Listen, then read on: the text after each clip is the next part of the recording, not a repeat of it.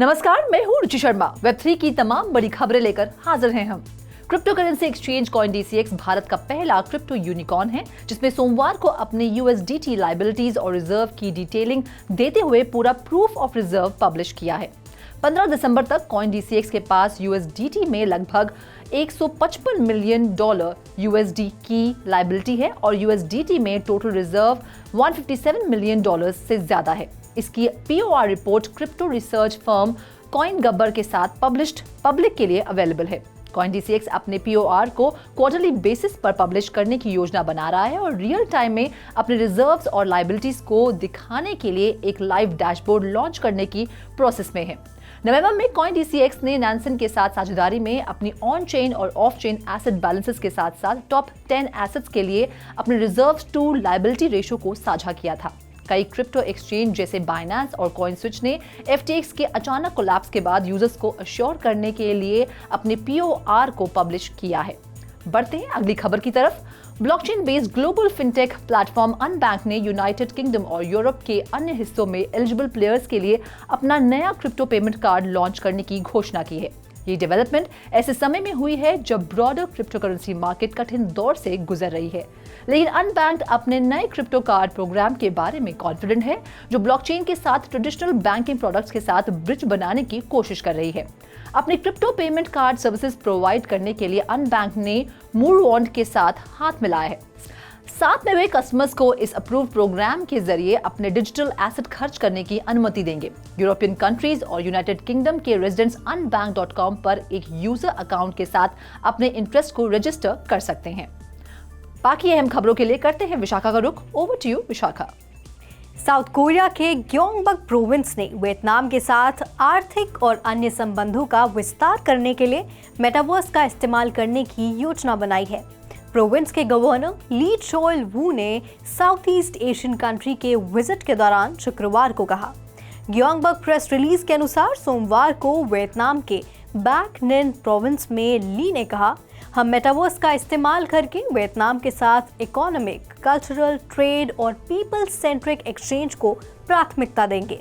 ग्योंगबक province के एक spokesman ने कहा कि इन्वेस्टमेंट्स की कोई स्पेसिफिक अमाउंट तय नहीं की गई है, जिसने रेगुलेटरी एग्जेम्पशंस और टैक्स ब्रेक्स के साथ फरवरी में खुद को साउथ कोरिया की मेटावर्स कैपिटल घोषित किया था। जून में प्रोविंस ने कहा कि वह देश की टेक्नोलॉजी और कल्चरल कंटेंट के आधार पर खुद को मेटावर्स इनोवेशन के हब के रूप में स्थापित करने के लिए 18 बिलियन कोरियन वॉन इन्वेस्ट करेगा। प्रोविंस का अनुमान है कि इस इनिशिएटिव से क्षेत्र में 1 ट्रिलियन वॉन की वैल्यू ऐड होगी। वहीं दूसरी खबर में शुक्रवार को आयोजित एक फोरम के अनुसार चाइना की सबसे ऊंची बिल्डिंग मेटावर्स स्पेस के ओपनिंग के साथ लेटेस्ट टेक्नोलॉजीज को अपनाएगी।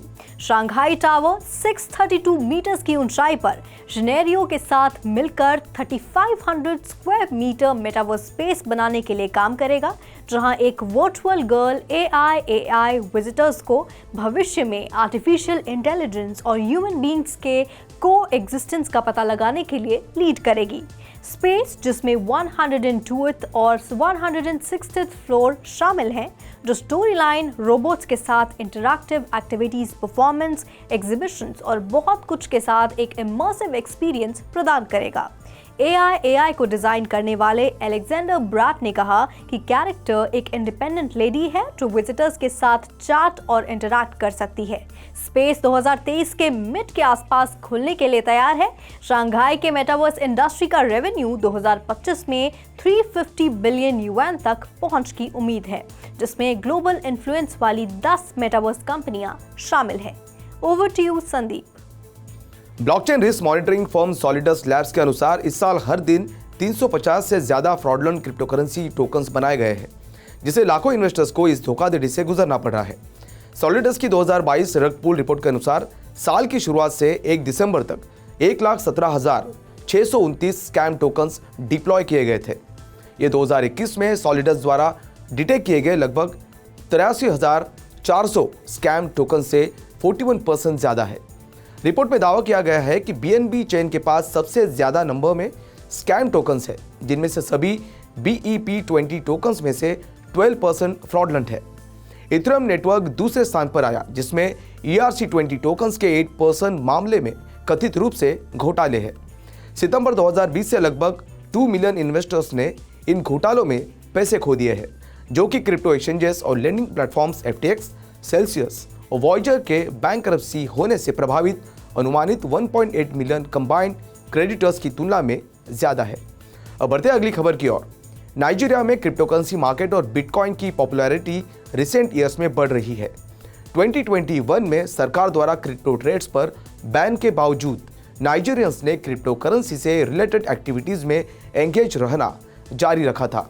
फाइनेंशियल फ्रीडम हासिल करने के लिए ज्यादातर सिटीजन्स क्रिप्टो में इंटरेस्टेड है। House of representatives committee of capital markets के चेयरमैन बाबनजीड़ा इब्राहिम के इंटरव्यू के बाद द पंच न्यूज द्वारा जारी एक रिपोर्ट में कहा गया है कि Nigerian securities and exchange commission crypto currency को कैपिटल इन्वेस्टमेंट के रूप में मान्यता देगा अगर इन्वेस्टमेंट और सिक्योरिटीज एक्ट 2007 बिल में अमेंडमेंट लॉ में पास हो जाता है। इब्राहिम बाबनजीड़ा ने कहा कि नाइजीरिया को कैपिटल मार्केट्स में ट्रेंड्स और डेवलपमेंट्स के साथ तालमेल रखने की जरूरत है।